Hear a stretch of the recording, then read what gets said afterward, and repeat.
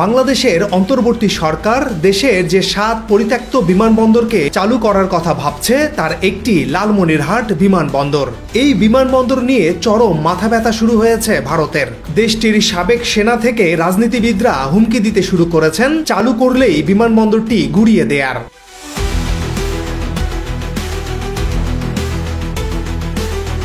অন্যদিকে বাংলাদেশকে চারদিক থেকে ঘিরে রাখার পরিকল্পনা করছে ভারত। বাংলাদেশের পশ্চিম ও পূর্বে নিজেদের ভূখণ্ড বা সীমানা প্রাচীর ছাড়াও এবার দক্ষিণে বঙ্গোপসাগর হয়ে করিডোরের মাধ্যমে মিয়ানমার দিয়ে ঘিরে ধরার মাস্টার প্ল্যান করছে দেশটি।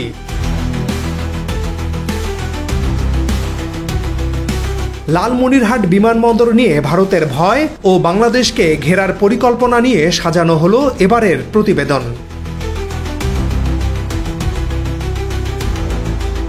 এ যেন নীরব এক ঘুঁটি চাল, যেখানে আকাশে দেখা যাচ্ছে যুদ্ধ বিমানের ছায়া আর মানচিত্রের পাতায় আঁকা হচ্ছে কূটনীতির জটিল নকশা। লালমনিরহাট বাংলাদেশের উত্তর সীমান্তে অবস্থিত একটি নিরীহ শহর, যেখানে শীত আসে ধীরে, কিন্তু এখন উত্তপ্ত হয়ে উঠেছে আন্তর্জাতিক উত্তেজনায়। পরিত্যক্ত একটি রানওয়ে যা একসময় ছিল দ্বিতীয় বিশ্বযুদ্ধের অংশ, আজ তা পরিণত হয়েছে বাংলাদেশ ভারত ভূ রাজনীতির নতুন কেন্দ্রবিন্দুতে।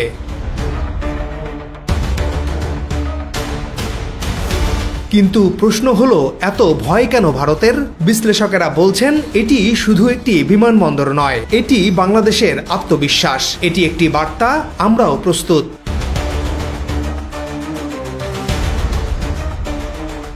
সামরিক শক্তির দিক থেকে বাংলাদেশ একসময় পিছিয়ে থাকলেও এখন নিজস্ব ড্রোন নির্মাণ, চীন থেকে আধুনিক যুদ্ধ বিমান ও রাডার ব্যবস্থা আমদানি এবং তুরস্ক থেকে অত্যাধুনিক অস্ত্র সংগ্রহের মাধ্যমে সে ঘাটতি কাটিয়ে তুলছে। গ্লোবাল ফায়ার পাওয়ারের তথ্য অনুযায়ী 2025 সালে বিশ্বের 145টি দেশের মধ্যে বাংলাদেশ 35তম সামরিক শক্তিধর দেশ। আশা করা হচ্ছে 2026 সালে আরও 1 থেকে 2 ধাপ এগিয়ে আসার পথে বাংলাদেশ। চীন থেকে অত্যাধুনিক ফাইটার জেট কিনছে বাংলাদেশ। তুরস্ক বাংলাদেশে ড্রোন ও রাডার তৈরির কারখানায় বিনিয়োগ করতে চায়, আর কাতার চাইছে বাংলাদেশে অস্ত্র কারখানা তৈরি করতে।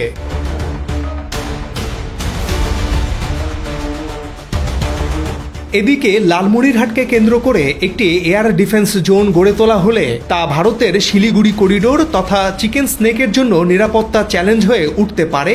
এই আশঙ্কাই ভারতের মাথা ব্যথার কারণ। কিন্তু এটাও সত্য, বাংলাদেশ আক্রমণকারী নয়, বাংলাদেশ আত্মরক্ষার পক্ষপাতী। যদিও কয়েক মাস আগে বাংলাদেশ বিমান বাহিনীর প্রধান বগুড়া এয়ারপোর্ট পরিদর্শনে গিয়ে বলেছিলেন লালমনিরহাট নয়, বগুড়াকে স্ট্র্যাটেজিক এয়ারপোর্ট হিসেবে গড়ে তুলতে চায় সরকার। বর্তমানে বগুড়া বিমানবন্দর ব্যবহার করছে বিমান বাহিনী। আগামী বছর এটিকে বাণিজ্যিক বিমানবন্দর হিসেবে চালু করলেও সামরিক এয়ারবেস হিসেবেও ব্যবহৃত হবে। বিমান বাহিনী প্রধান হিসেবে আমি মনে করি এটা খুবই ইম্পর্টেন্ট একটা স্ট্র্যাটেজিক্যালি এরিয়া, এটাকে আমি স্ট্র্যাটেজিক হাব বলছি। আমরা অনেকে শুনছি লালমনিরহাট, সৈয়দপুর, এটা ওইটা। সো এই বগুড়ার রানওয়েটারও খুব ইম্পর্টেন্ট, ভেরি ভেরি ইম্পর্টেন্ট। পুরা নর্থ বেঙ্গল, উত্তরবঙ্গের পুরা এলাকাটাকে এটা সেন্টার আমি মনে করি। সো এই সেন্টার পয়েন্টটাকে আমি মনে করি it's very strategically important point. অর্থাৎ লালমনিরহাট বিমানবন্দরে এভিয়েশন অ্যান্ড অ্যারোস্পেস বিশ্ববিদ্যালয়ে গড়ে তোলা ও বাণিজ্যিক ব্যবহারের জন্য এই বিমানবন্দর চালুর পরিকল্পনা আছে সরকারের। তবে প্রয়োজনে এটি সামরিক বিমান ঘাঁটি হিসেবেও ব্যবহার হতে পারে, আর এটাই ভারতের মাথা ব্যথার কারণ।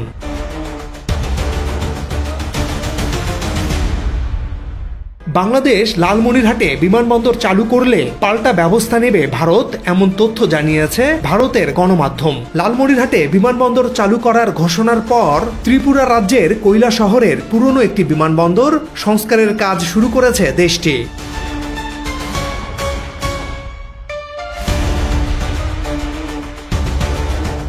এটি বেসামরিক কাজে ব্যবহৃত হলেও যুদ্ধকালীন সময় ভারতীয় বিমান বাহিনীর যুদ্ধ বিমানগুলোর উড্ডয়ন, অবতরণ এবং জ্বালানি ভরার সুযোগ করে দেয়ার সুবিধাযোগ্য করে গড়ে তোলা হচ্ছে। গত মঙ্গলবার বিশেষ এক প্রতিবেদনে এমনটাই জানিয়েছে ভারতীয় গণমাধ্যম এনডিটিভি অনলাইন।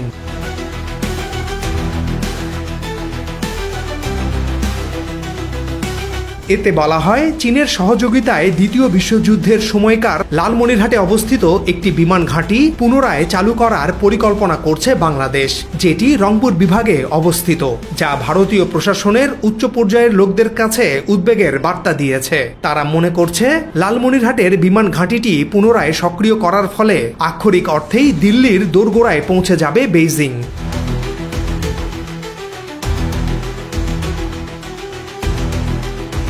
আসলে ভারতের মূল ভয় তাদের চিকেন স্নেক বা শিলিগুড়ি করিডোর হারানোর। মূল ভারত ভূখণ্ডের সাথে দেশটির উত্তর পূর্ব 7 রাজ্য বা 7 সিস্টার্সের সরাসরি যোগাযোগের একমাত্র মাধ্যম চিকেন স্নেক। বাংলাদেশ, নেপাল, ভুটান সীমান্তে মুরগির পায়ের মতো দেখতে এই অংশটি 7 সিস্টার্সের লাইফ লাইন। এটি মাত্র 20 কিলোমিটার প্রশস্ত।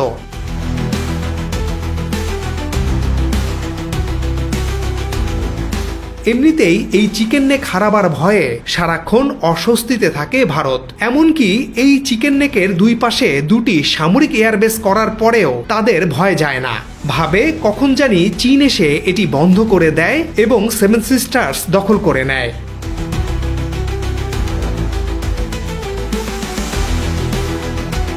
এই ভয়ে তারা সব সময় তটস্থ থাকে, আর এর ফলে মাঝে মাঝেই দেখা দেয় মনোবৈকল্য বা মানসিক বিকারগ্রস্ততা। যে বিকারগ্রস্ততার নজির দেখিয়েছে ভারতের আসামের মুখ্যমন্ত্রী হিমন্ত বিশ্ব শর্মা। সোশ্যাল মিডিয়া এক্সে বাংলাদেশের মানচিত্র নিয়ে একটি পোস্ট দিয়েছেন তিনি, যেখানে বাংলাদেশের নিজস্ব দুটি চিকেন নেক রয়েছে, যেগুলো আরো বেশি ঝুঁকিপূর্ণ বলে দাবি করেছেন ভারতের আসামের মুখ্যমন্ত্রী হিমন্ত বিশ্ব শর্মা। এমনকি রংপুর আর চট্টগ্রাম বাংলাদেশ থেকে বিচ্ছিন্ন হতে পারে বলেও মন্তব্য করেছেন তিনি।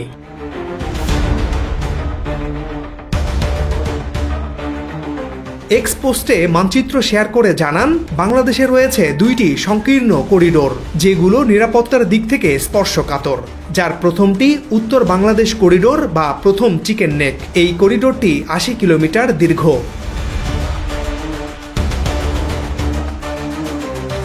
ভারতের দক্ষিণ দিনাজপুর জেলা থেকে শুরু করে বাংলাদেশের রংপুর বিভাগের সঙ্গে সংযুক্ত দক্ষিণ পশ্চিম গারো হিলস পর্যন্ত বিস্তৃত। হিমন্ত বিশ্ব শর্মার দাবি, এ পথ বাধাগ্রস্ত হলে বাংলাদেশের রংপুর বিভাগ পুরোপুরি বিচ্ছিন্ন হয়ে পড়বে।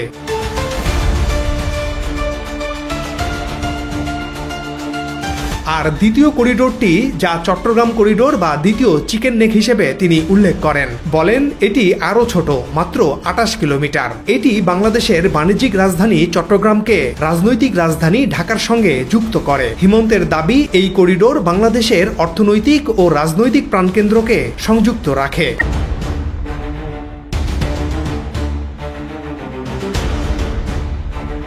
ভারতের কয়েকজন সাবেক সেনা কর্মকর্তা ও কট্টর রাজনীতিকদের হুমকির ভাষা শুধু বাংলাদেশের জন্য নয়, দক্ষিণ এশিয়ার জন্য অশনি সংকেত। বাংলাদেশ কখনো আগ্রাসী ছিল না, বরং বারবার নিজের আকাশ, জল আর সীমান্ত রক্ষার জন্য নিজেকে প্রস্তুত করেছে। কিন্তু যদি নিরাপত্তা হুমকির মুখে পড়ে, তাহলে সে নিশ্চুপ থাকবে না। এ কথা বারবার বলে এসেছে ঢাকা।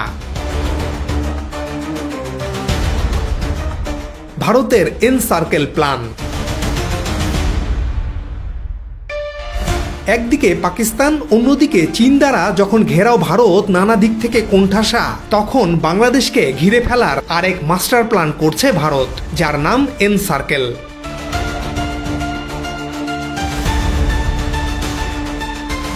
এনসার্কেল শব্দটি কেবল একটি ভৌগোলিক ধারণা নয়, এটি একটি কৌশলগত পরিকল্পনা, যার উদাহরণ আমরা পেয়েছি ইউক্রেন যুদ্ধের প্রাক্কালে। রুশ প্রেসিডেন্ট ভ্লাদিমির পুতিন বারবার অভিযোগ করেছিলেন, ন্যাটো দেশগুলো রাশিয়াকে ঘিরে এমন একটি এন আকৃতির সার্কেল গড়ে তুলছে, যার লক্ষ্য রাশিয়ার ভূ রাজনৈতিক প্রভাবকে সংকুচিত করা।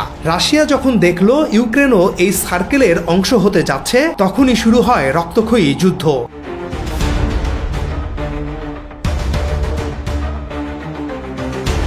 ঠিক একই নকশা কি এবার তৈরি হচ্ছে বাংলাদেশের জন্য? উত্তরে ভারতের চিকেন নেক অঞ্চলে আগে থেকেই রয়েছে সেনাঘাঁটি, মিসাইল সিস্টেম এবং যুদ্ধবিমান মোতায়েন। সারাক্ষণ ড্রোন দিয়ে চলছে নজরদারি। লালমনিরহাট ঘিরে তাদের বিশাল ভয়। সেখানে বিমানবন্দর ছাড়াও তিস্তা মহাপরিকল্পনা বাস্তবায়ন করতে চায় বাংলাদেশ।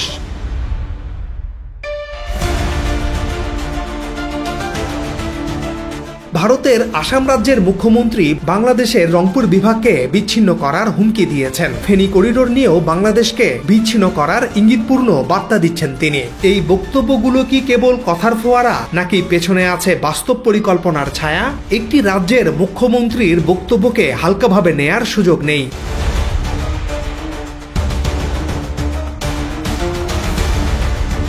একদিকে সীমান্তে কাঁটাতার, অন্যদিকে পশ্চিমবঙ্গ থেকে ত্রিপুরা পর্যন্ত আঞ্চলিক নিয়ন্ত্রণ, আর এখন বঙ্গোপসাগর হয়ে আন্দামান থেকে মিজোরাম ও মণিপুরের করিডোর নিয়ে বাংলাদেশের দক্ষিণ পূর্বে এক প্রকার বৃত্ত তৈরি করছে নয়াদিল্লি।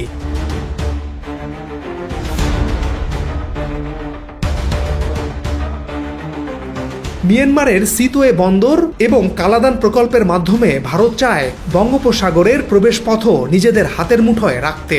এই পরিকল্পনাকে অনেক বিশ্লেষক বলছেন চিন্তিত চীন এবং সংযত বাংলাদেশকে একসাথে ঘিরে ধরার নীল নকশা।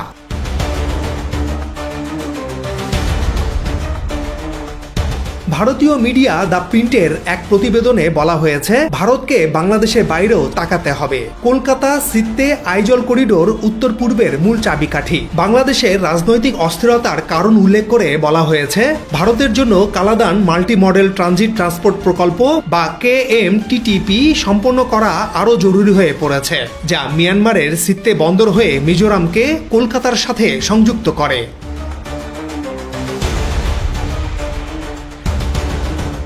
যদি সম্পূর্ণরূপে তা কার্যকর করা হয়, আদর্শগতভাবে সিত্তে বন্দরের সাথে একটি রেল সংযোগের মাধ্যমে এটি উত্তর পূর্বে পণ্য পরিবহনের জন্য ভারতকে আরও স্থিতিস্থাপক করিডোর প্রদান করতে পারে। পাশাপাশি দক্ষিণ পূর্ব এশিয়ার সাথে দীর্ঘমেয়াদী বাণিজ্য সম্ভাবনাও উন্মুক্ত করতে পারে।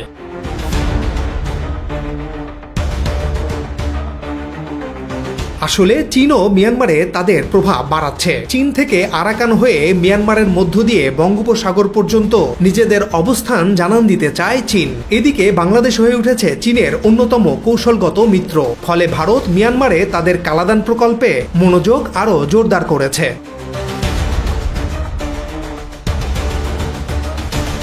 ভারত তার স্বার্থে বহু বিকল্প খুঁজে নেবে, কিন্তু বাংলাদেশকে নিয়ে তাদের সাবেক সেনা, রাজনীতিক ও গণমাধ্যমের বক্তব্য উস্কানিমূলক। অবশ্য বাংলাদেশেও এমন কিছু সাবেক সেনা ও রাজনীতিক আছেন যাদের কাজ ভারতের অখণ্ডতা নিয়ে অহেতুক উস্কানিমূলক বক্তব্য দেয়া। এগুলো কোনোভাবেই গ্রহণযোগ্য নয়।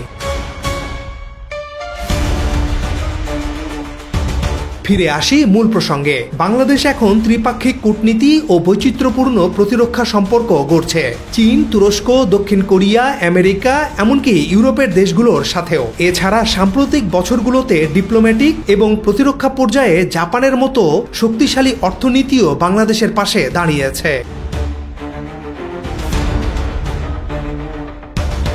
প্রধান উপদেষ্টা ডক্টর মোহাম্মদ ইউনুস এই মুহূর্তে জাপানে রয়েছেন। তার এই সফরে বাংলাদেশকে অস্ত্র কেনার আহ্বান জানাতে পারে জাপান। বাংলাদেশ আর একমুখী নীতিতে নেই। এটি এখন একটি স্বয়ংসম্পূর্ণ কণ্ঠস্বরের নাম, যার প্রতিটি সিদ্ধান্তে জড়িত জাতীয় স্বার্থ, আন্তর্জাতিক ভারসাম্য ও আত্মমর্যাদা।